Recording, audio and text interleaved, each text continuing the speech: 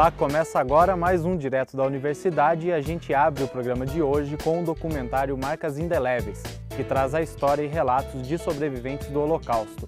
O documentário foi produzido em 2012 pela PUC Campinas.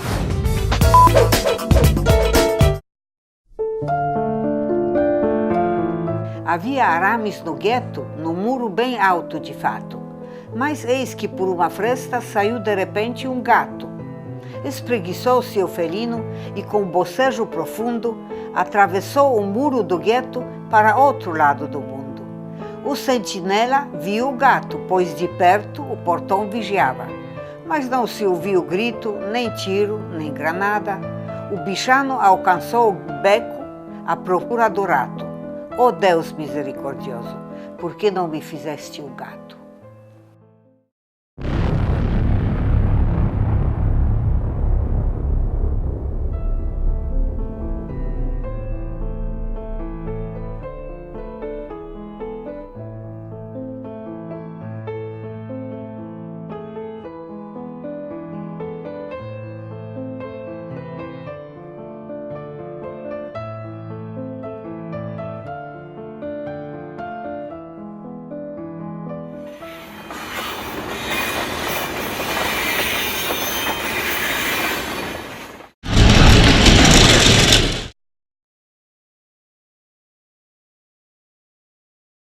Eu não tive muito tempo para pensar.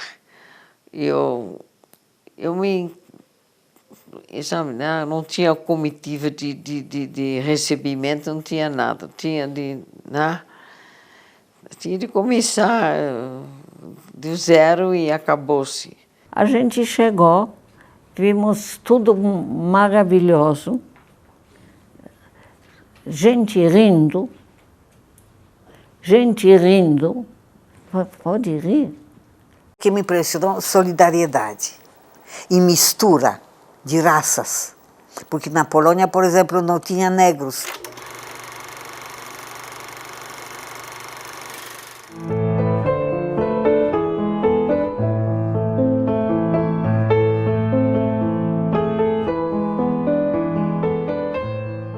Tinha 14 anos.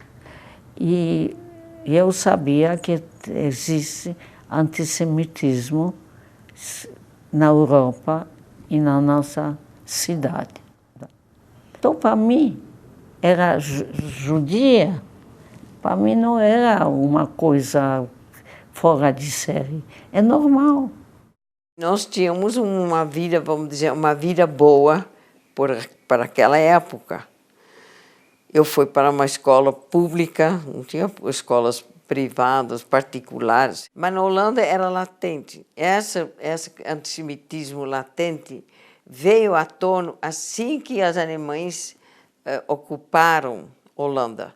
Quando o padre entrava na classe, eu e mais um menino judeu, nós dois únicos judeus, tivemos que sair da classe.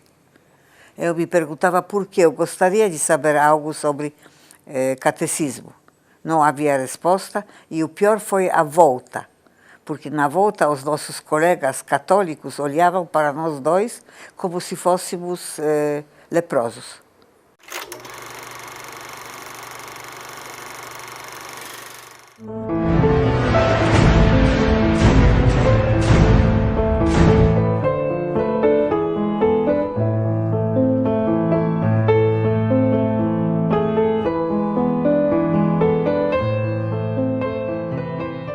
Was wir uns unter der deutschen Jugend der Zukunft wünschen, ist etwas anderes, als was die Vergangenheit sich gewünscht hat. Wir müssen einen neuen Menschen, auf das unser Volk nicht an den typischen Degenerationserscheinungen dieser neuen Zeit zugrunde geht. Os meus pais ficaram preocupadíssimos. Eu me lembro da minha mãe queimar tudo quanto documentos que tinha em casa, queimou, com medo que poderia prejudicá-la, ou prejudicar a família.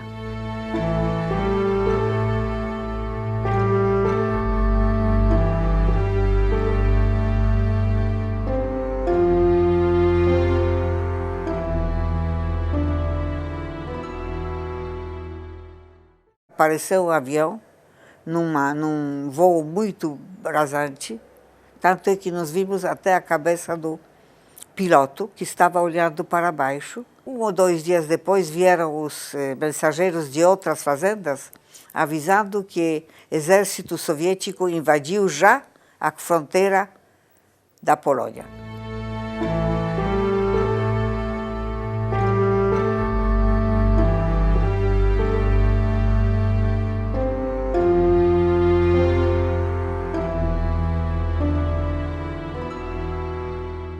E aqui começou a nossa tragédia.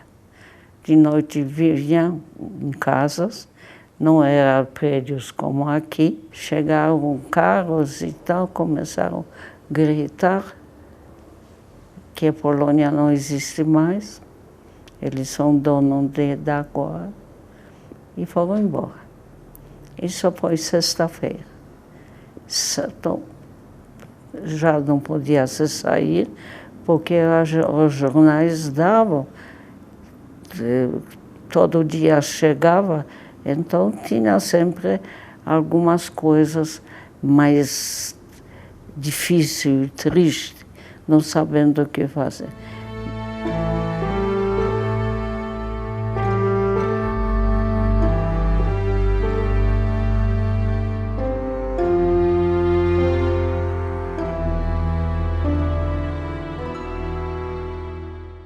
Eles bateram, foi uma coisa horrorosa, sabe? Eles batiam uma porta, eles gritavam, sai, logo, anda logo. Eu corria a escada, meu pai me segurava pela mão, a Paula, a esposa dele, com o neném no colo, cada um segurando uma sacola. E é isso que se apresentou aos olhos de uma menina de 10 anos já. Uma praça, com 3 caminhões e 3 filas já, com idosos caminhando um pouco mais devagar. Esses eram fuzilados, porque se ouvia tiros. Os ucranianos rodeando essa praça com cachorros. Todos os cachorros do Hitler eram treinados. Uma simples palavra Jude significa pegar um pedaço do corpo. Eu tinha um medo tremendo dos cachorros, porque os próprios que treinavam os cachorros tinham panos, porque eles tinham medo também. Eles eram treinados para atacar. Eis que se apresentou um senhor muito bem vestido, mas de um aspecto hostil. Meu pai conseguiu ler a carta da mamãe, se agachou para ficar na minha altura e disse: querida, essa carta é da mamãe. Lá ainda não tem gueto. Mamãe pede para eu te entregar para esse senhor que vai te levar junto dela. Só que papai não vai opinar e nem decidir por você. A gente entrava na fila, tinha filas, mulheres separadas e homens separados. Eu estava do lado direito e minha mãe foi à esquerda. E à direita era assim que fomos no campo de concentração.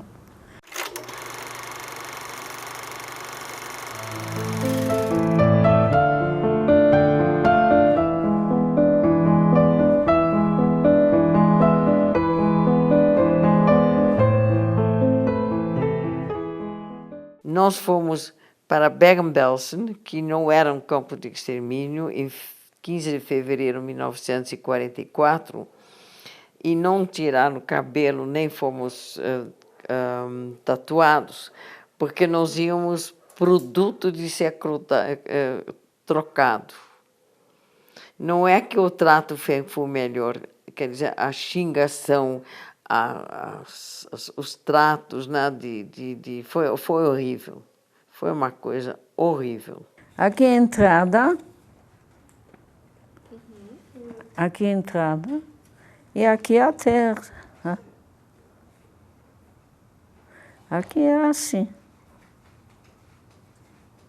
Aqui se dormia, noite. E aqui era uma placa das Arbeit macht das Leben süß. Aqui tinha entrando Arbeit, trabalho faz pessoa feliz. Era aqui, os dois lados. E depois era assim, calmas.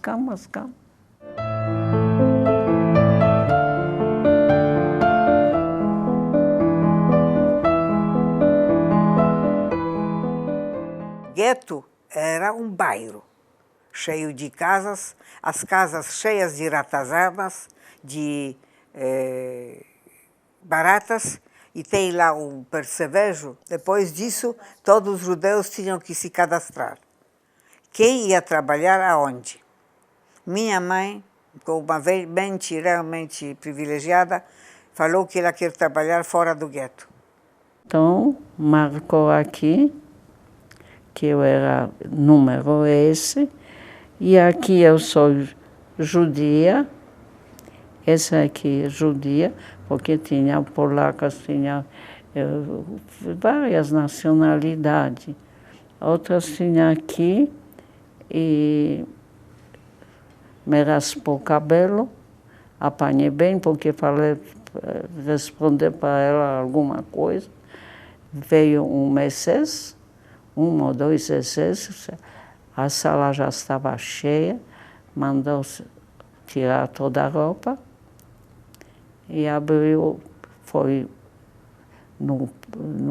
abrir a água quente, bem quente, tomamos chuveiro, ficamos nuas e recebemos roupa. Roupa mais ou menos era uma saia, uma blusa e sapato parecido que esse.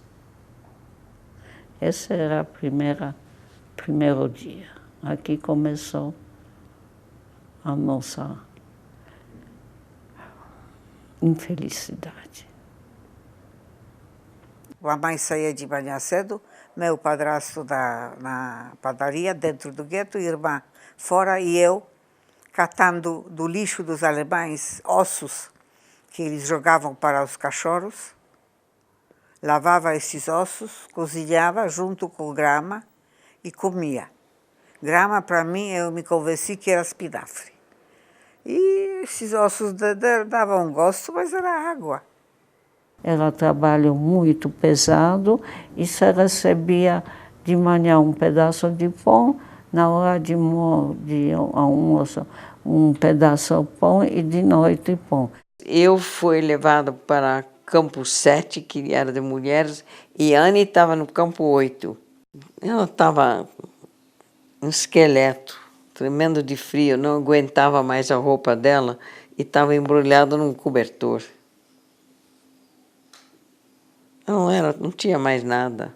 Nem sei como nós, as duas esqueletas, pudéssemos nos reconhecer. Aí ela me contou sobre a casa onde eles ficaram escondidos e que ela tinha ainda continuado a escrever o diário, o primeiro diário eu vi quando eu fui para o aniversário dela.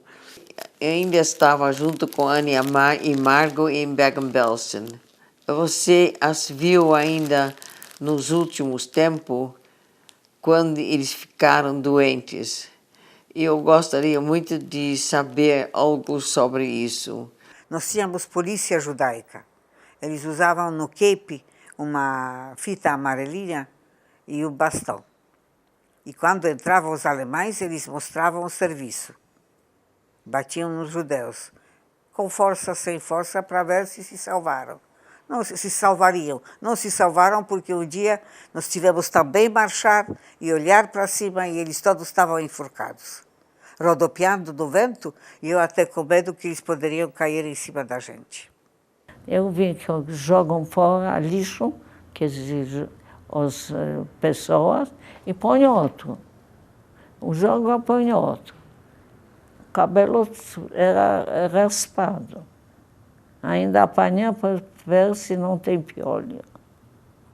Diariamente eu via carrinhos de pedreiro levados e puxados pelos judeus, e nesses carrinhos, monte de judeus, crianças, cujos membros superiores e inferiores se balançavam, dando adeus, parecia. Eu olhava assim da janela, parecia que estavam se despedindo. Era um espetáculo. Até hoje eu me lembro disso como se tivesse da hora. Veio Mengele, você ouviu a palavra Mengele, ele veio, então tinha assim, tinha assim como um hospital. Aqui, assim como um hospital, só camas. Eu já estava doente, eu já tinha tifo, e a minha cama era a última, e ele chamava, ele não sabia como eu me chamo, mas próximo.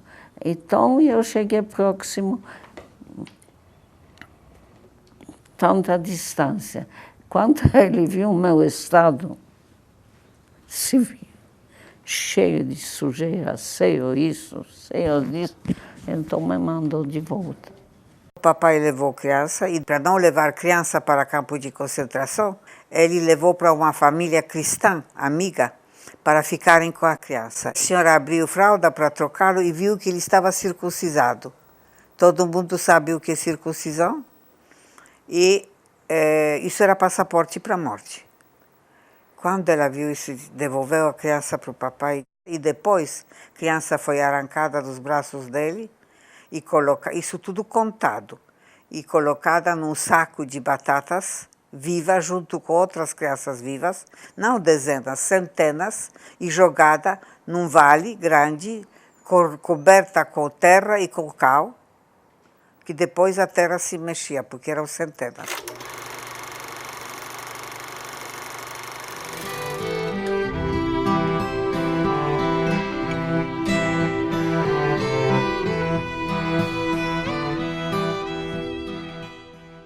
Quando a guerra estava terminando, nós sabíamos porque tinha esquadrões de aviões sem parar, voando em cima.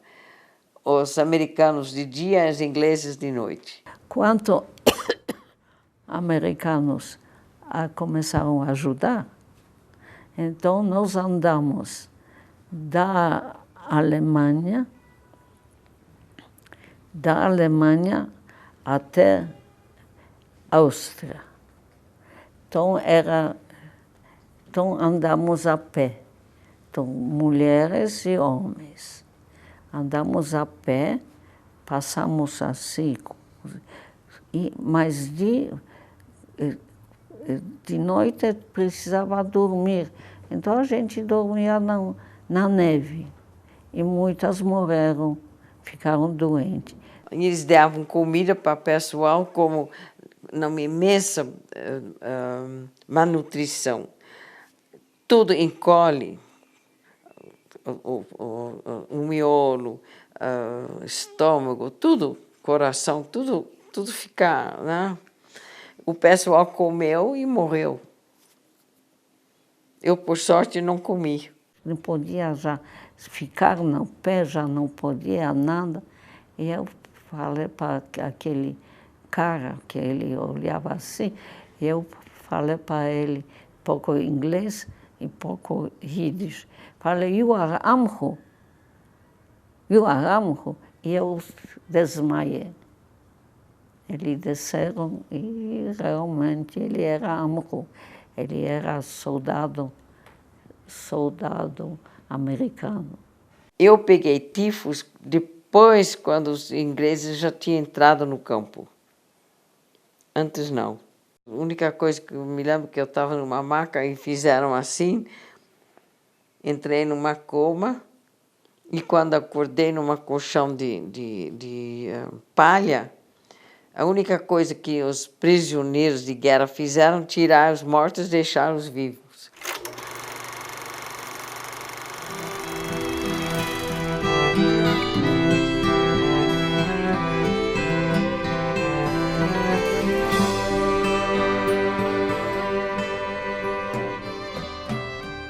Depois que acabou a guerra, nós não voltamos aos antigos nomes, porque havia antissemitismo ainda. Eu estava tão fraca que mal podia ficar em pé. Mas tinha um major de exército que veio para fazer um levantamento do campo. Me aproximei e pedi a ele para mandar, na carta dele, avisar as minhas tias, ou tia, que eu tinha sobrevivido. Ele disse que ele é um oficial de exército do exército inglês que ocupa o campo de Bergen-Belsen, e ele fala que ele achou na net Blitz, entre os prisioneiros. Ela está bem, ela está em boas mãos. Eu devia fazer terapia. Eu era muito machucada, muito. Apanhei bastante, que ninguém pode pensar que o ser humano pode bater desse jeito. E eu não tinha ninguém. Eu sabia que mamãe foi, eu sabia que meu pai foi. Veio depois da guerra um senhor e nos contou que meu pai contraiu tifo e, para a economia das balas, ele foi jogado contra a cerca elétrica até morrer várias vezes. Meu pai faleceu 24 de novembro de 1944. Estava esgotado. Em seguida, no dia 4 e 5 de dezembro, deportaram meu irmão e depois minha mãe. Meu irmão, eu nunca consegui exatamente saber o que aconteceu.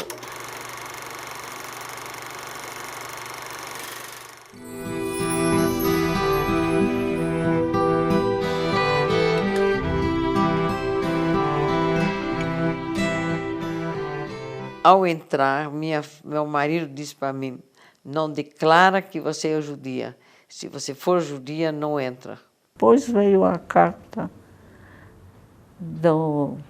daqui, que um irmão veio da Rússia. E ele começou a trabalhar logo. Então, o irmão pagou a passagem e a gente veio. Então a gente chegou aqui, já estava escrito, porque o cônsul deu carimbo que é católica. Nos recusaram o visto porque o Getúlio não permitia a entrada de judeus para o Brasil. Aí minha mãe se lembrou que ela tinha papéis de conversão de um outro padre que nos converteu. Mamãe levou esses papéis até o consulado e as portas desse bendito Brasil se abriram.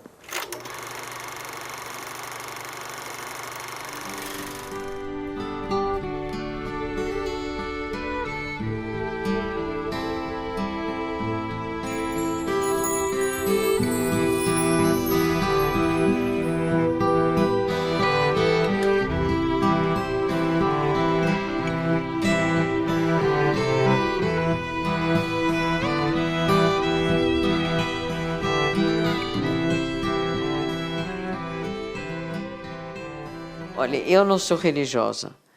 Realmente não vou falar que eu não sou. Eu sou muito grata aos meus pais que me deram uma educação judaica.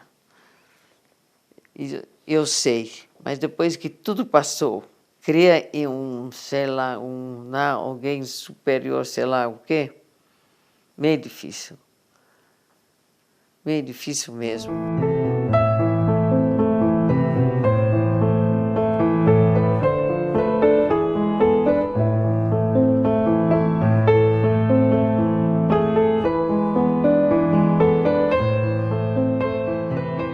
Eu não sei se Deus me vai perdoar se digo isso, mas agora então, deixam eles em paz, e deixam-me em paz, e deixam outros em paz.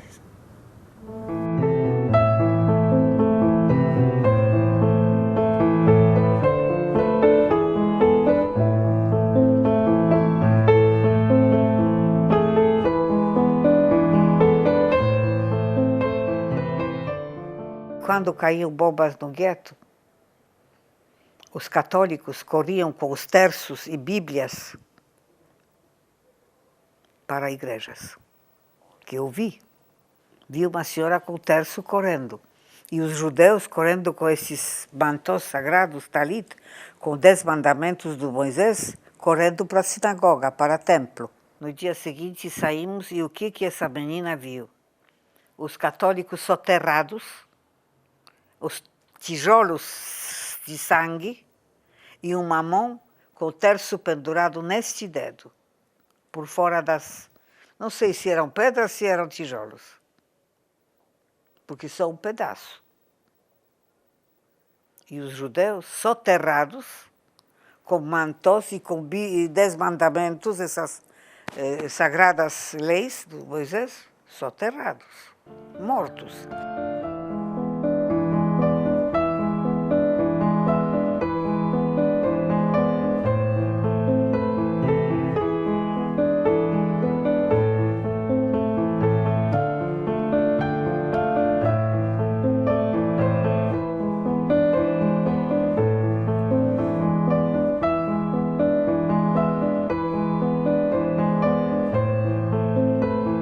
Never, nunca, nunca, nunca posso ir. Se amanhã vem aviso, eu vou embora.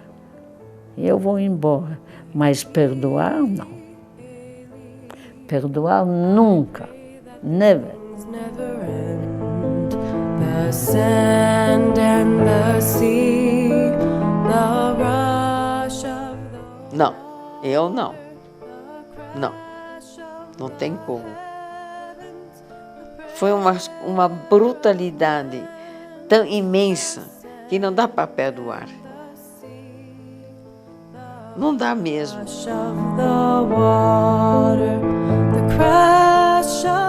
Jamais. Jamais. Porque eles não tinham motivo e eles obedeciam ordens do hipnotizador. Ele era um orador magnífico e hipnotizador.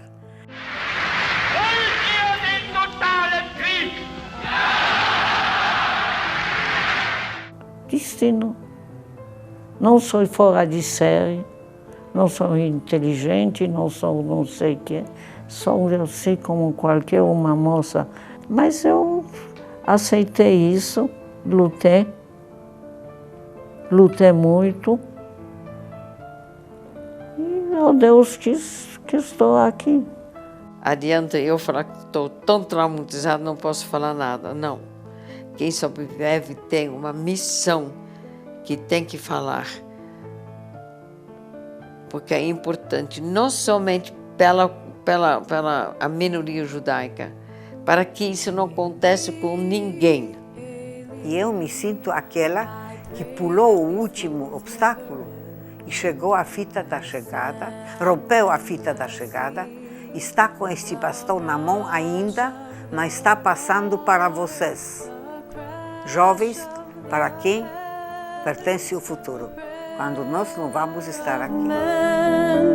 The sand and the sea, the rush of the water, the crash of the heavens, the prayer of man.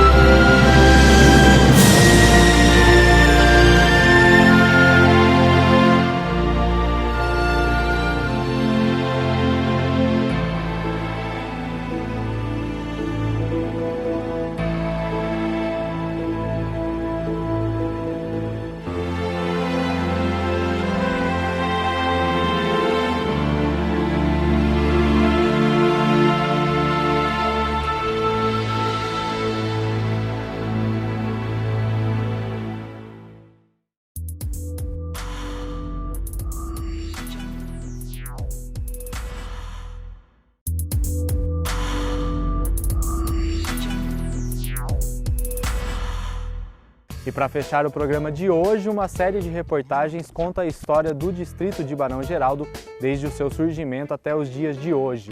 O DOC foi produzido por alunos da PUCamp.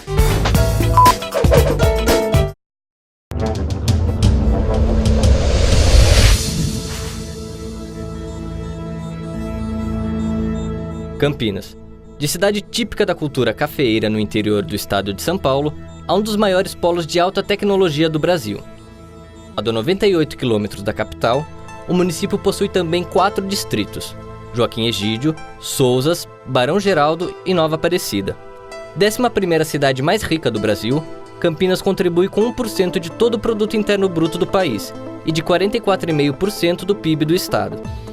Desde 98, a cidade perdeu importância no setor industrial com a migração de fábricas para cidades vizinhas e ganhou destaque o setor de serviços como comércio, pesquisa, serviços de alta tecnologia e empresas na área de logística, tornando-se o 3º maior polo de pesquisa e desenvolvimento brasileiro.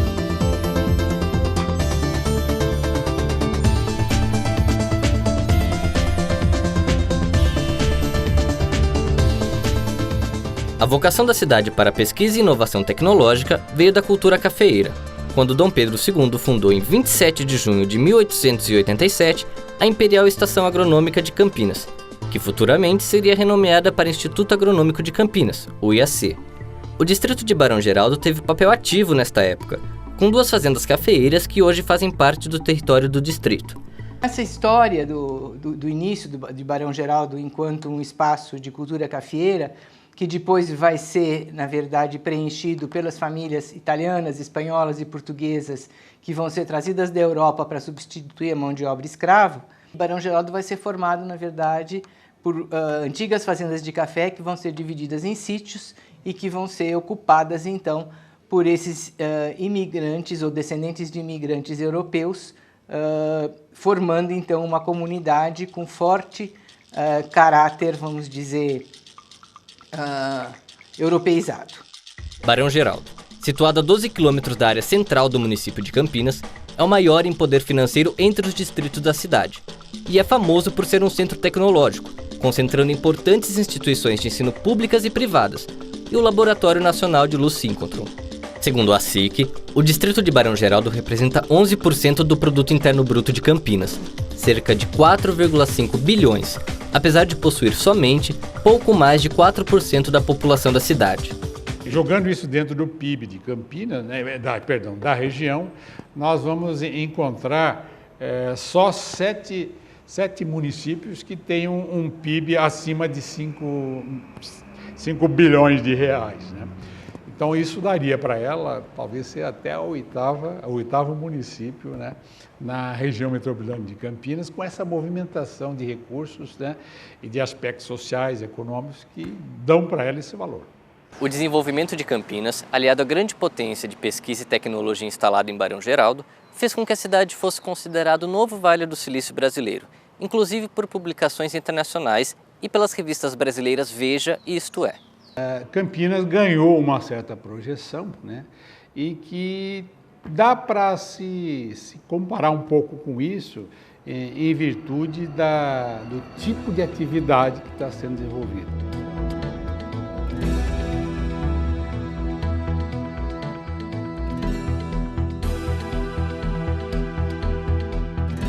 E as pesquisas garantem que Campinas seja responsável por 15% da produção científica do Brasil. Isso graças à Unicamp, instalada em Barão Geraldo em 1966.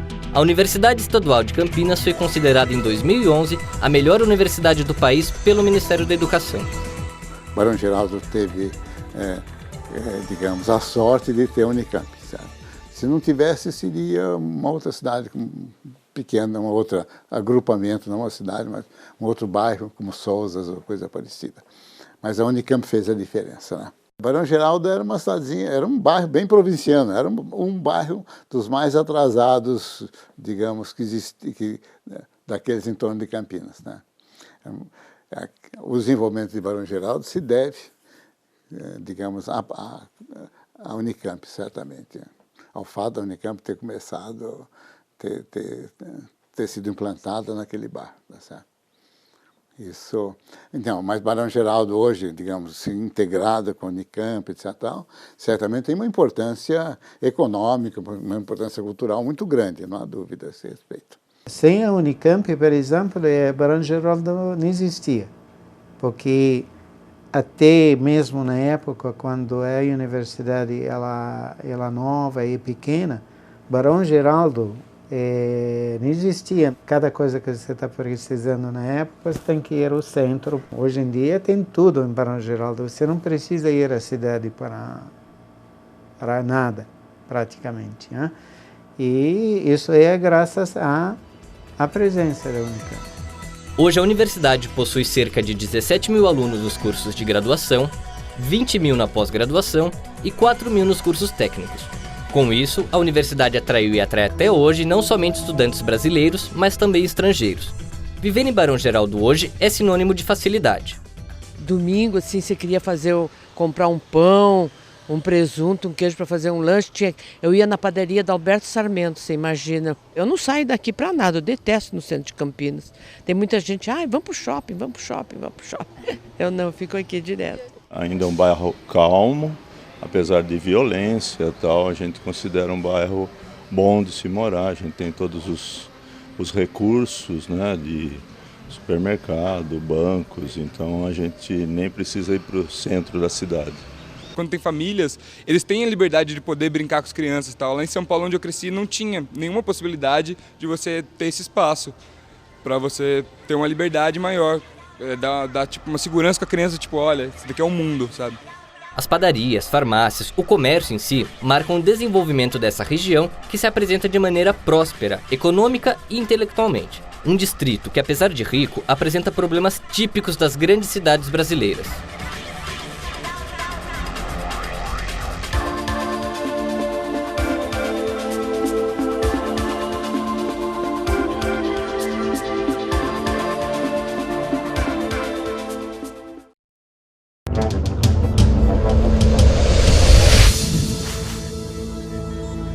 O pacato distrito de Barão Geraldo apresenta hoje uma realidade diferente dos últimos 20 anos. Hoje é praticamente impossível passear à noite pela região e encontrar um bar ou restaurante vazios. Barão Geraldo é um dos locais mais procurados de Campinas por quem quer ouvir boa música, desfrutar da gastronomia ou mesmo aproveitar um ambiente tranquilo. Muitas pessoas vêm ao distrito porque culturalmente buscam algo a mais. A gente gosta do estilo de música que toca aqui. É um pessoal mais velho que vem, não é muita molecada. Aqui bem no centro, assim, tem bastante movimento. Você passa aqui de noite, está lotado. Parece assim São Paulo, viu? O distrito não é só procurado pelo lazer dos bares e da vida noturna, mas também por aqueles que se interessam pelas artes e a música. No entanto, essa cultura ocorre de forma independente ao poder público municipal. O que é produzido no distrito é patrocinado pelo governo estadual, através da Unicamp, ou por iniciativas particulares, de alunos ou associações de produtores. Eu acredito que nesse período de 10 anos que a Casa do Lago existe, como espaço cultural, nós consolidamos várias políticas e várias ações, né, artísticas e culturais. Para Barão Geraldo, eu acredito que a diversidade que nós temos hoje em Barão, ela se dá também pela diversidade econômica que Barão Geraldo exerce dentro do município de Campinas. Nós temos uma realidade diferente do restante do município. Apesar da produção cultural sobreviver com a falta de incentivos do poder público, alguns setores sofrem de forma mais severa sem as verbas públicas. A gente tem um Instituto de Artes muito atuante, com várias especialidades na música, nas artes plásticas, no teatro e tudo mais, que formam uma mão de obra significativa. Só que essa mão de obra tem dificuldade de inserção no mercado de trabalho porque está muito próxima de São Paulo, né? E a vida cultural da nossa cidade de Campinas ainda não é uma vida cultural tão pulsante e tão importante quanto a da capital. E por isso vai se formando, eu brinco, uma off-Broadway aqui em Barão Geraldo, né? Com grupos de teatro, grupos de música, Companhia do Sarau, uma série de iniciativas culturais que, ao mesmo tempo que fornece uma vida cultural alternativa para os moradores do distrito e para outras pessoas da cidade que queiram se locomover até aqui, oferece também um início de inserção profissional para esses alunos. Eu acho que Barão Geraldo tem tudo para explodir como um grande polo cultural, não só da região de Campinas, mas do Brasil. O que falta é organização, é estar aberto aos grupos de Campinas. O distrito mais desenvolvido de Campinas, que recebeu influência estrangeira desde a formação, parece não ter conseguido despertar um novo olhar para a cultura. E os problemas não estão apenas neste setor. É o distrito mais rico de Campinas que abriga a camada mais intelectual da cidade. Mas ainda assim, quem vive em Barão Geraldo reclama da estrutura urbana e questiona se os aparelhos públicos atendem à população. Uma pena que a intelectualidade que ocupa o espaço físico de Campinas e de Barão Geraldo não estão pagando o seu imposto intelectual para minimizar esses problemas, mas sim estão contribuindo para aumentar esses problemas. Esse tipo de estilo, de perfil de vida meio rural ainda, que se pode, chama a atenção da especulação imobiliária. Então, a maior ameaça hoje, entre aspas, né, ao estilo do bandonense de viver é mais ou menos essa especulação imobiliária. E por que ela é uma ameaça? Porque o município não tem, o distrito não tem estrutura urbana, em termos de equipamentos, de sistema viário, que suportaria esse acréscimo de habitantes de renda mais alta, né? O trânsito já está em situação complicada, nós já temos períodos de pico com muito movimento, com congestionamento da manhã, à tarde, e já está aparecendo no meio do dia. A estrutura do trânsito em si, do fluxo de carros aqui, eu acho que poderia mudar e iria facilitar bastante a vida das pessoas. O crescimento populacional no distrito trouxe problemas comuns de grandes cidades. O perfil dos moradores, que tem a maior renda per capita de Campinas, cerca de R$ 9.900, de acordo com a SIC, atraiu a violência para Barão Geraldo. Exatamente por esse perfil de renda, esse padrão de pessoas que moram aqui, ele é também um perfil de atração para o crime, tá? Então, principalmente assalto a residências, furtos, né? Além da violência do tipo de tentativa de estupro de estudantes, geralmente. Tem assaltos em república de estudantes, os ladrões levam 5 laptops, levam 10 celulares. Recentemente eu fui abordado, eu e minha mãe, enquanto nos trocávamos de carro da garagem, né? Fomos abordados no período da noite, tarde já escuro, por mais de 2 pessoas, né? E é uma coisa bem repentina aqui no bairro, desde quando me mudei, sempre teve a guarda particular, né? Se você analisar os bairros que não tem esse tipo de estrutura, realmente é preocupante. A falta de instrumentos públicos e estrutura urbana que garanta a manutenção da qualidade de vida em Barão Geraldo e a sensação de viver em uma cidade pequena com grande oferta de serviços preocupa os moradores. As pessoas se questionam quais são os projetos do poder público para o distrito, tanto na parte de infraestrutura quanto para a área cultural. São esses problemas que afastam cada vez mais o desenvolvimento do distrito e impedem que exerça uma função mais representativa para Campinas.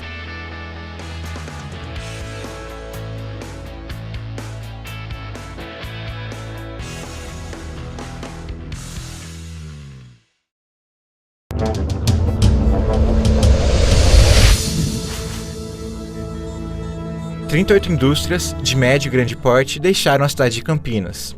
O abandono dessas empresas foi registrado nos últimos 8 anos, segundo pesquisa realizada pelo sociólogo César Henrique Martins. As indústrias buscam outras cidades da região.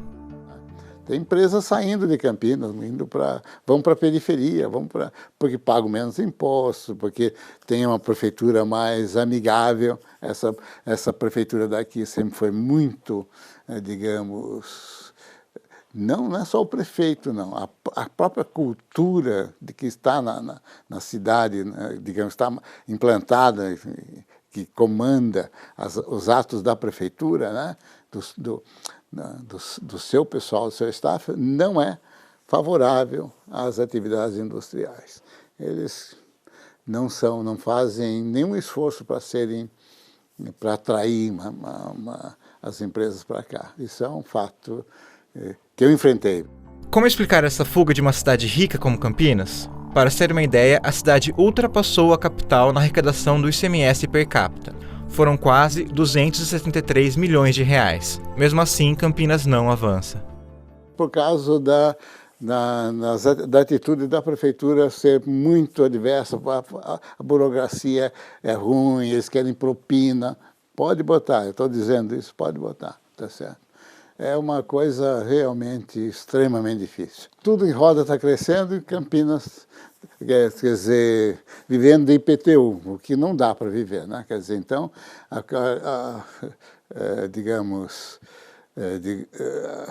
arrecadação da Prefeitura de Campinas é pequena, porque virou uma cidade dormitório, está virando uma cidade dormitório. Tem poucas empresas no município de Campinas, né? O Jaguariúna teve um surto enorme, foi uma quantidade enorme de empresas, uma época lá, né? Porque o pessoal, digamos, é incapaz de perceber os benefícios econômicos que traz um empreendimento desse aqui, né? E ficam querendo gorjetinha daqui, gorjetinha de lá, etc. Né? Eu acho que Campinas tem tudo, ela, independente dessa crise aí, ela tem realmente, é uma cidade hoje já quase com autonomia para isso aí. Obviamente que é necessário fazer um planejamento muito mais aprimorado, né? E nesse caso eu acho que Barão de Geraldo tem que estar voltado nisso aí, principalmente pela importância que tem ali dentro, né? Os seus órgãos e que funcionam para trazer realmente a economia campineira do país, do município, né, junto com o desenvolvimento do distrito. Barão Geraldo era uma aposta para alavancar a cidade de Campinas, através da pesquisa, desenvolvimento tecnológico e educação. No entanto, a falta de políticas públicas municipais que incentivassem esse desenvolvimento fez com que o crescimento do distrito ficasse aquém do desejado. A ideia de que Campinas possa se tornar um novo Vale do Silício fica cada vez mais distante. Não, eu acho que isso aí foi um equívoco. O Vale do Silício tem 10 mil empresas produtoras de manufaturados, no fundo, de produtos, etc. Campinas tem pouca produção ainda. Então, ela não é... A intenção inicial, quando foi criada a Ciatec, né? E afinal de contas, fui eu que criei a Ciatec, né? E, uns 30 anos atrás, mais ou menos, era que em torno dessas atividades se criasse um sistema de produção.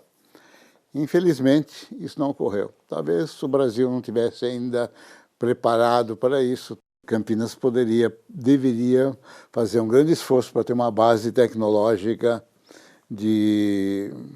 uma base de produção de alta tecnologia, de produção de produtos de alta tecnologia. Principalmente nessas áreas novas, nanotecnologia, biotecnologia, essas coisas, farmácia. E nesse compasso de espera, Campinas vai sobrevivendo e Barão Geraldo vai crescendo de forma desordenada e egoísta. Se nós tiramos o lado emocional e analisamos apenas academicamente, nós podemos dizer que os moradores históricos de Barão Geraldo não estão satisfeitos. Os novos moradores de Barão Geraldo também não estão satisfeitos. Há uma insatisfação muito geral devido a esse que nós chamamos de crescimento. Falta de planejamento, né? Interesse econômico e financeiro está no primeiro lugar, especulação imobiliária está no primeiro lugar, a qualidade de vida está no último lugar, segurança e violência urbana é assustadora, né? E por aí vai. É uma questão mais de investimento. A prefeitura, né, teria que se sensibilizar com isso e começar a investir em Barão Geraldo, coisa que ela não faz há muito tempo.